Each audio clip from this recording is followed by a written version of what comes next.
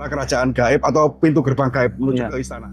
Kalau yang di sana tadi, yang di bawah itu memang tempat sang penguasa laut, yaitu Kanjeng Ratu. Ada gerbang gaib menuju ke istana Kanjeng Ratu Kidul kan di situ. Jenengan selama menjadi juru rawat atau juru kunci sini, pernah nggak dijumpai sosok beliaunya? Maksud saya Kanjeng Ratu Kidul tersebut. Saya didatangi pas berada di pintu masuk Sumur 7. Didatangi, Pak. Nah,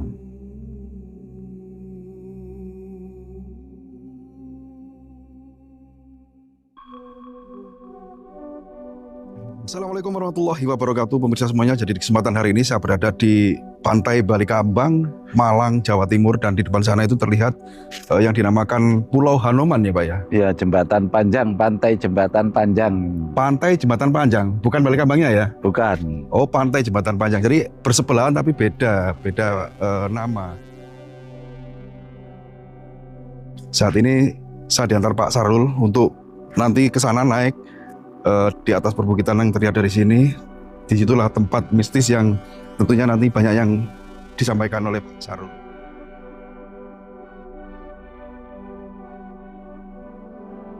Dan kisah jembatan ini beberapa kali dibangun tapi selalu gagal. Ngoten nggih Pak Rul ya? Iya.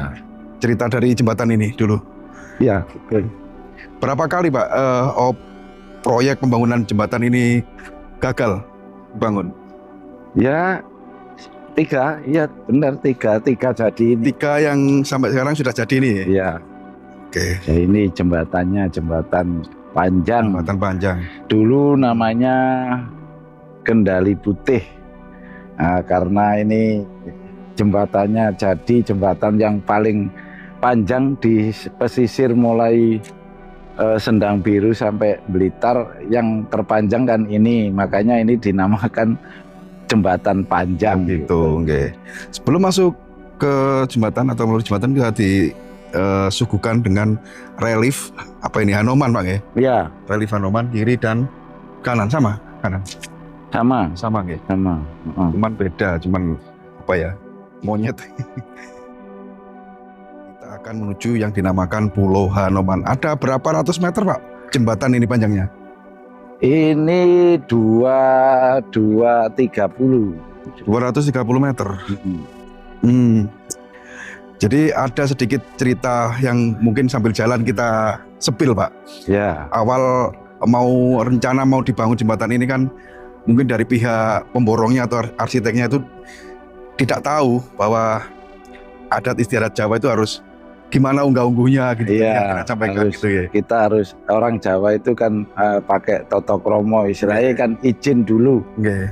Kalau ndak izin ya seperti yang sudah terjadi kan ndak bisa dilaksanakan. Akhirnya kita melakukan, istilahnya orang Jawa itu izin, ya, akhirnya disetujui boleh dibangun dengan catatan manual ya, tanpa alat berat ya. alat berat. Jadi dulu waktu gagal itu menggunakan alat berat Bang ya. Ya. Iya. Jadi ini tidak ada paku buminya ini. Ngambang Pak ya. Ya istilahnya cuma diletakkan gitu aja. Tidak ada paku bumi. Tanpa paku bumi.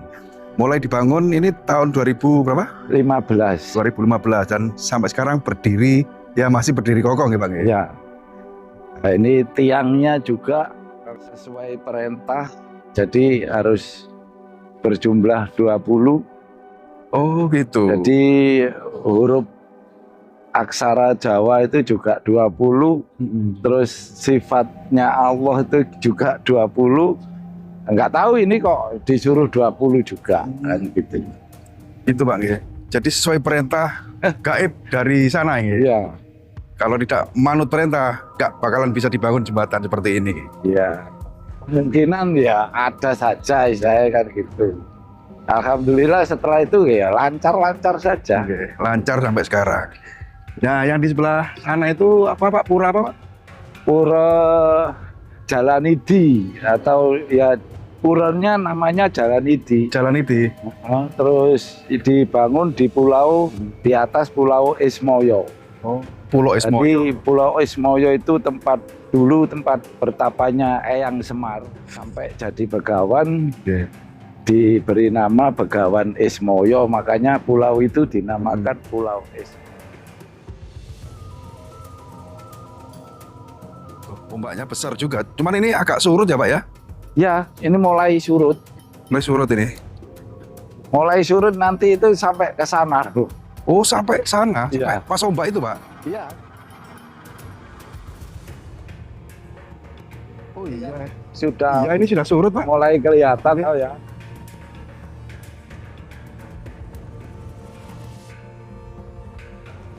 Ini bahaya kalau berjalan di air laut tanpa pakai sepatu. Woi, Bulu, bahaya sekali. tapi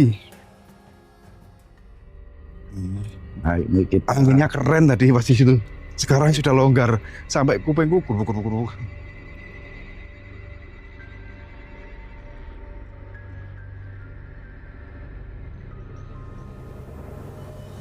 Ini dinamakan Pulau Hanoman.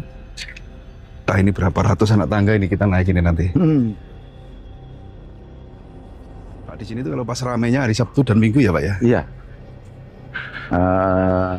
Pengunjung maksudnya. Ini pengunjung ya. Kalau yang Ritualan selain ritualan, selalu tiap ada malam, tiap hari ada saja. gitu. Nah ini ada percabangan. Oh ini pas pulangnya. Ya, nanti pulangnya Ini kita pulangnya. harus melingkar. Nah ini pulangnya lewat sana. Satu arah ya. Nanjak lur.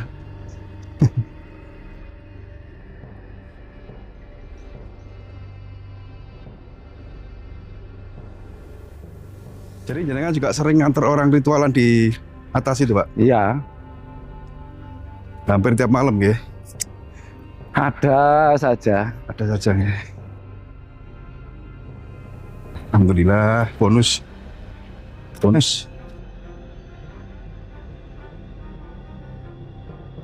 Ini pagar ini dibangun bersamaan bareng jembatannya? Iya, betul. 2015.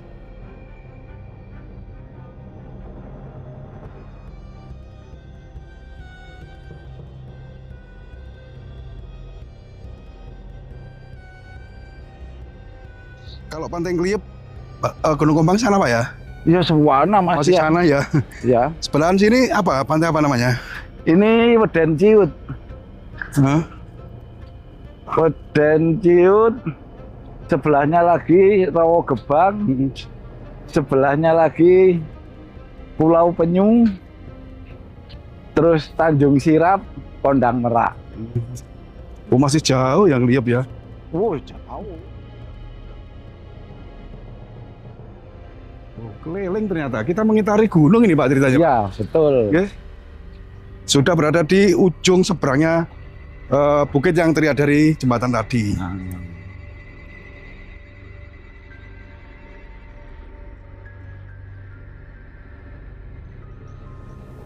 Di sini, inilah yang di situ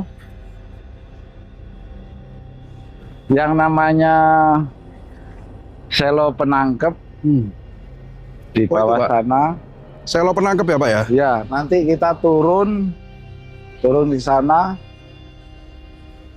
Oh, turun. Iya, nanti turun. Oh, Nah, lah di situlah salah satu pintu dari Istana Kanjeng Ratu Kanjeng gitu. Ratu. Ya, Gaib menuju kerajaan gaib atau istananya Kanjeng Ratu Kidul. betul. Harus turun ini. Iya, Oke. ayo.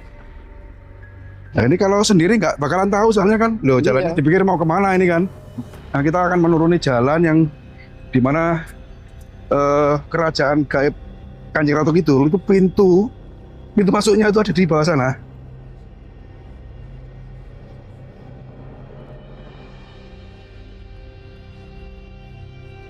Darah ritual. Oh, darah ritual.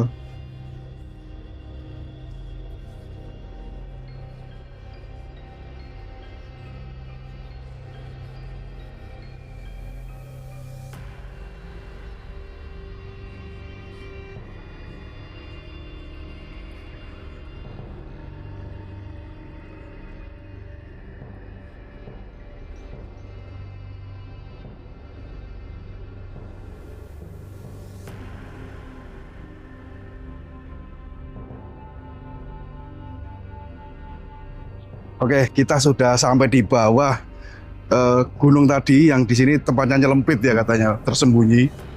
Dan disinilah merupakan pintu gerbang gaib menuju Istana Kanjeng Ratu Kidul, Pak. Itu di sebelah mananya, Pak? Ini depan ini. Nah, ini yang namanya selo penangkep kan ini. Kenapa Pak kok disebut selo penangkep, Pak? Selo itu kan watu, dia batu. Penangkep itu kanan dan kiri. Jelek kembar. Nah, ini Pertemuan antara air dari beberapa betul. arah kan gitu ya. Pertemuan ombak. Bergabung jadi satu seperti ini. Iya, betul. Yang dinamakan penangkep atau apa ya? Tempuk gitu ya. Iya. Nah, disinilah katanya gaibnya ya Pak ya. Gaibnya kan gitu. Adalah kerajaan gaib atau pintu gerbang gaib menuju ke istana. Gitu. Pak, di sana itu ada orang ritual, nggak apa-apa ini? Nggak apa-apa, nggak apa-apa. Nggak apa-apa. Tapi nggak ganggu mereka ya? Nggak. Memang sering Pak orang ritual di sini? Ya, sering lah. Cuma kalau seperti itu kan kita nggak tahu karena itu di luar anu saya ya. Karena nggak izin. Jadi ya nggak tahu apa tujuannya. Iya. Terus seandainya terjadi apa-apa, ya juga bukan tanggung jawab sini. Iya, bukan anu saya, istilah kan gitu. Karena tanpa izin gitu ya. Iya. Ini ombak ini kalau menurut panjenengan ini sangat besar atau sedang, Pak? Ya sangat kecil sekali. Sangat kecil sekali. Iya, ini surut. Kita lihatnya aja udah ngeri loh. Kalau pasang sampai sini, Mas. Oh, sampai naik. Nah, sampai sini. Nah, ini airnya ini sampai sini. Oh, iya, itu bekas itunya ya, Pak ya. Karena di sini mungkin anginnya kurang pas. Kita cerita di atas ya Pak ya. Oke. Oke, kita naik lagi, kita ngobrol di atas. Anginnya kenceng banget di sini, nggak dengar suara. Oke, kita sudah berada di atas lagi, ya. Jembatan ini memang benar-benar melingkari perbukitan. Ya. Untuk menuju akses menuju ke sana tadi Pak ya. Ya. Jadi tempat sakralnya itu di sana itu. Ya, yang di bawah tadi itu. Oh. Yang tahu, tapi biasanya yang nggak tahu ya yang di atas itu. Tapi harusnya kan ke bawah. Yang tadi orang ritual itu? Ya. Iya, yang ada orang ritual itu. Di situ ya? Oh, titik sakralnya Pak ya? Ya.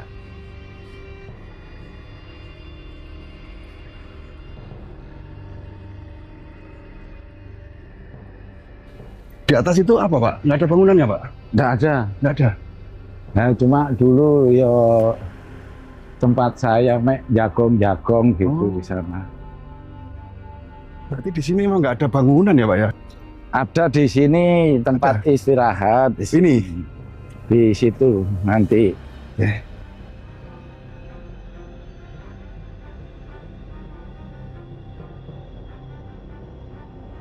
Oh ini Hanoman. Pulau Hanoman. Hanoman.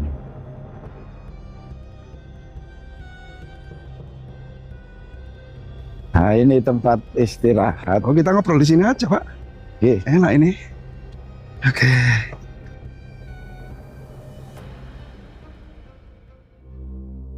Oke pemirsa, jadi kita sudah berkeliling ya, diajak Pak Sarul keliling untuk sampai di bagian bawah yang tentunya itu adalah titik sakral ya Pak Sarul ya. Ya betul. Titik paling sakral yang ada di Pulau Hanoman ini. Kita akan mencoba mencari tahu sebenarnya Pulau Hanoman ini diawali dari sejarahnya itu seperti apa sih Pak? Kok bisa dinamakan Pulau Hanoman? Nah, sejarah ini ya. Okay. Kita sejarah yang ada ini memang tempat bertapanya seorang wanara. Wanara itu kera yang dulu memang sangat nakal sekali. Akhirnya disuruh sama Sang Yang Wenang untuk mencari sesuatu atau untuk mengendalikan dirinya, mengendalikan nafsunya supaya bersih, putih, yaitu akhirnya dia bertapa di sini karena dia sangat penurut. Walaupun nakal sebenarnya dia itu penurut.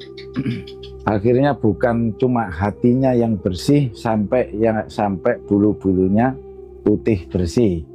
Nah itu dia seorang Anoman betapa di sini sampai jadi begawan, diberi nama Begawan Kapiworo.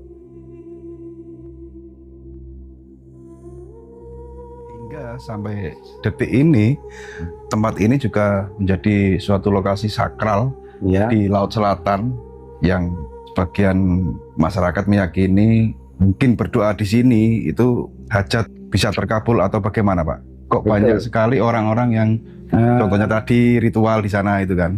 Satu, kalau yang di sana tadi, yang di bawah itu memang tempat kita istilahnya ngalap berkah kepada sang penguasa laut, yaitu Kanjeng Ratu ya. Kalau yang di sini istilahnya kita mengalap berkah sama yang dulu pernah bertapa di sini, yaitu Anoman atau nama Jawanya Kiai Danurjo. Mungkin jenengan juga sering mengantar orang ya, tadi jenengan sampaikan sering kan gitu ya. Ada saja yang selalu minta didampingi untuk datang ke sini. Itu tujuan mereka kebanyakan itu apa Pak? Kira-kira nggak usah menyebut nama, tapi tujuannya saja gitu. Apa tujuan mereka sebenarnya? Ya tujuannya satu, yaitu mengalap berkah rezeki, supaya diberi kelancaran atau dihindarkan dari mara bahaya kan gitu. Oh intinya untuk kerezekian dan usaha gitu ya? Nggak ada yang tujuannya kira-kira ingin sakti atau apa gitu? Nggak ada. Apalagi untuk maaf loh ya, di sini nggak ada yang namanya istilahnya pesugihan, nggak ada. Nggak ada ya Pak di sini? Nggak ada. Berarti bukan tempat pesugihan? Bukan. Tapi tempat untuk ritual ngalap berkah gitu ya? Berkah. Terkait dengan cerita yang jenengan sampaikan tadi, ada gerbang gaib menuju ke istana Kanjeng Ratu Kidul kan di situ. Jenengan selama menjadi juru rawat atau juru kunci sini, pernah nggak dijumpai sosok beliaunya? Maksud saya Kanjeng Ratu Kidul tersebut. Dulu pernah, ya. Waktu itu saya didatangi pas berada di sana, di pintu masuk Sumur 7. Didatangi Pak? Nah, beliau ke sana. Waktu itu saya menganyam menganyam bambu jam 4 sore. Tapi saya menghadap ke jalan, begitu ada salam, assalamualaikum, saya dangak gini, saya tengok beliaunya ndak ada, tahu-tahu sudah berdiri, sudah di samping saya kanan kiri ya, satu perempuan ya beliau itu, yang satu laki-laki, yang perempuan juga memakai mahkota. Ya saya yakin sekali bahwasanya dia adalah beliau Bunda Kanjeng Ratu karena pakai mahkota. Berarti nyata itu muncul berada di hadapan atau di samping jenengan tadi? Iya. Wujud manusia atau perempuan gitu ya Pak? Iya, perempuan dan laki-laki. Kalau yang laki-laki itu kira-kira siapa? Pengawalnya kah? Mungkin salah satu ya pengawal, mungkin panglimanya mungkin. Dengan durasi berapa menit atau berapa detik gitu munculnya itu Pak? Lama itu saya disuruh duduk di pendopo Sumur 7 di Sabto Wening Jati itu ya. Waktu itu saya disuruh bersila, Ger, wis sing sabar ya. Nang kene harus istilahnya kudu sabar, sing gede sabare. Nah waktu itu saya itu diberi sentilan ya. Sentilan dimulai di tulang ekor ini sampai ke sini. Disentil gitu Pak? Iya, disentil gini 13 sentilan. Waduh, luar biasa. Satu sentilan itu seperti dialiri listrik 220. Biar gitu Pak ya. Iya, 1 sentilan itu 13 sentilan. Itu tiba-tiba nyentil jenengan atau Ah, gimana komunikasinya itu Pak? Bisa tiba-tiba jenengan atau beliaunya itu punya ide nyentil itu? Gimana? memang saya nggak tahu mesti disuruh menghadap. Nah, istilahnya wis duduk Heeh. terus medi Hmm. neng neng, begitu saya melakukan apa yang beliau perintahkan, tiba-tiba saya di itu disentil. Oh ya, seperti dialiri listrik. Setrum gitu Pak ya. Iya, Dari mana nyentilnya? Dari bawah atau? dari bawah, Dari bawah? ke atas, dari tulang ekornya ini loh, Jenengan juga menghitung ada 13 kali Iya. gitu. 13 kali. Terus Pak, Ya rasanya seperti mau, ya apa ya? nggak sempat pingsan jenengan? Enggak. Tapi ya rasanya itu seperti waktu begitu disentil itu seperti sakaratul maut. Istilahnya dialiri listrik 220. Ngempet gitu Pak ya. Iya. Dari situlah akhirnya, ya pertama kali itu saya juga belum pernah bertemu beliau juga, karena ya bagi saya nggak akan lah istilahnya, kalau ndak istilahnya keadaan darurat, istilahnya keadaan sangat saya nggak berani memanggil atau menemui beliau. Jadi itu pertemuan pertama dan terakhir Pak ya? Iya. Nggak sampai saat ini pun belum pernah ketemu lagi?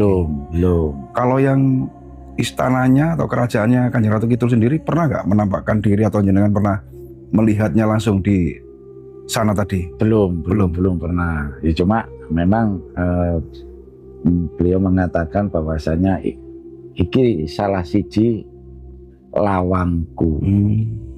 Dalam pertemuan tadi ada apa ya, percakapan jenengan ditunjukkan di sanalah tempat pintu gaib menuju ke istanaku gitu. Salah siji nih. Oh, salah siji nih. Kenapa kok bilang salah siji nih Pak? Lah, kan mungkin ada lagi yang di sana, mungkin salah satunya sana, ini juga salah satunya di sini.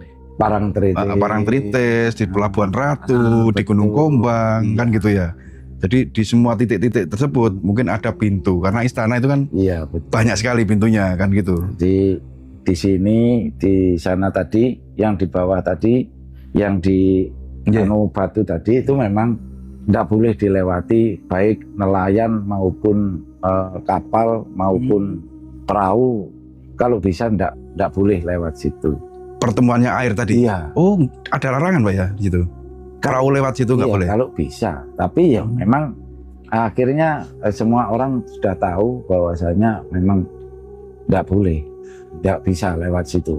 Itu kan bagi yang mereka yang tahu Pak. Seandainya ada nelayan atau siapa yang nggak tahu lewat situ, pernah nggak ada kejadian tragedi apa gitu saat melintas lokasi tersebut? Ada ya, kemarin itu 2019 para selancar itu, yang 2 warga negara asing, Spanyol sama Swiss, yang 3, yang 1 orang Malang, yang 2 orang Bali, Imade, yang anunya tadi di sana itu. Oh itu. Imade siapa itu? Iya, yang ada prasastinya itu. Iya, sama Bayu. Oh, jadi nama-nama tersebut itu korban atau orang yang kena musibah di lokasi tersebut. Betul. Saat tidak tahu aturan atau larangan tersebut. Kan sudah saya peringatkan. Oh, sudah ada larangan, sudah ada peringatan dari jenengan. Nah, waktu itu kebetulan saya sendiri yang berada di sini, dan kebetulan waktu itu wisata juga keadaan ditutup karena ombak memang besar sekali. Semua dievakuasi, terus keadaan wisata ya memang ditutup, dilarang aktivitas. Nah, ada satu rombongan, yaitu rombongan dari Mas Bayu mau mengadakan selancar. Kebetulan yang di sini pas saya sendiri ya ketemu sama saya, cuma saya peringatan, saya ingatkan jangan hari ini atau besok. Coba sampean cari hari yang lainnya. Pokoknya jangan hari ini sama besok. Karena Saman tahu sendiri ombaknya seperti itu. Tapi mereka kan ngeyel. Kita ini kan peselancar, Pak. Yang dicari itu justru ombak besar. Tantangan gitu ya. Nah, kalau ombaknya nggak besar, kita nggak bisa selancar. Iya, saya ngerti, tapi di sini jangan disamakan dengan di Bali. Pokoknya sampean cari hari lainnya, jangan hari ini sama besok. Nah, kita sudah punya alat pendeteksi gelombang, Pak. Yes. Namanya wong diingatkan ndak mau gimana? Akhirnya sore ngobrol sama saya ingatkan, pagi aktivitas ya itu pagi terjadi. Selancarnya semua pecah di sana tadi. Di lokasi tadi. Di batu itu. Jangan lewat sini. Pokoknya jangan hari ini. Jangankan selancar, kapal besar pun nggak berani mendekat lokasi tersebut. Nggak bisa. Jadi tidak berselang lama, Pak ya, setelah melakukan aktivitas selancarnya tadi, di lokasi tadi. Iya, kelima-limanya. Insidennya di situ ya? Iya, pecah. Terus sudah. Semuanya meninggal, jenazahnya juga ditemukan di situ? Yang hidup satu. Oh, yang hidup satu. Yang lainnya meninggal, tapi jenazahnya juga satu. Yang Imadi tadi ketemunya di Popoh, Tulungagung. Jauh banget, Pak. Nah, terus yang warga Swiss ketemunya di sini di Bantul, di timurnya Ngeliep. Yang Bayu tadi sampai sekarang belum ketemu. Sampai sekarang tidak ketemu jenazah. Tidak ketemu. Terus kesaksian yang hidup tadi itu yang dari mana yang masih hidup itu? Yang masih hidup dari Malang. Punya kesaksian nggak waktu terjadi insiden itu? Beliau yang masih hidup itu? Iya ya, istilahnya menceritakan waktu keadaan di tengah laut. Dia minta pertolongan gini itu diceritakan semua. Itu yang satu-satunya yang masih hidup. Yang lainnya enggak. Yang lainnya udah. Jadi kan selamat itu, Pak ya. Punya kesaksian apa waktu di gelombang terombang-ambing di gelombang laut itu melihat apa gitu? Iya, diceritakan. Apa itu? Bisa di-spill sedikit barangkali ada cerita. Bahwasanya memang di sana dia dipegangi banyak seperti tangan-tangan itu hanya ya, tapi dikira itu tangan temennya waktu itu. Ternyata bukan temennya tuh. Ada videonya nanti kalau Masnya bisa lihat. Jadi seakan-akan ada yang gandoli dari dalam air gitu ya? Iya betul. Oh, ditarik untuk masuk ke dalam air gitu. Tapi alhamdulillahnya bisa berontak gitu, Pak. Satu itu toh. Bisa berontak itu mungkin beliau tuh punya pegangan apa atau ucapan apa yang disampaikan? Mungkin. Ya. Sehingga selamat kan gitu ya. Terus kebetulan juga ketemu nelayan gitu. Yang menyelamatkan itu nelayan. Jadi langsung dia ditolong sama nelayan dengan kapal besar istilahnya. Kapal besar, Pak? Kapal nelayan. Oh, kapal nelayan. Ya di lokasi area sekitar sini. Di sana, di tengah sana. Juga lumayan jauh, Pak ya, tengah ya? Iya, ya jauh di tengah sana. Suatu hal yang dianggap sepele, merasa paling bisa, paling pintar, dan teknologi bisa menjamin keselamatannya, ternyata alam berkata lain kan gitu. Iya, betul. Ya, di samping ekstrim, ombak lagi, laut lagi pasang, ombak lagi besar-besarnya, juga memang di situ adalah merupakan tempat yang seharusnya tidak dilewati kan gitu ya. Ya percaya nggak percaya bahwa kita hidup ini memang berdampingan dengan gaib ya, Pak Sarul. Ya. Kalau saya memang percaya. Ya, seharusnya percaya, apalagi sebagai seorang Muslim, kan salah satu rukun Islam, ya kan, rukun iman, ya kan, itu harus percaya adanya gaib kan gitu. Kalau nggak percaya gaib berarti kurang jangkep rukun imannya kan gitu. Oke, Pak Sarul, terima kasih. Mungkin cukup sampai sini dulu perbincangan kita.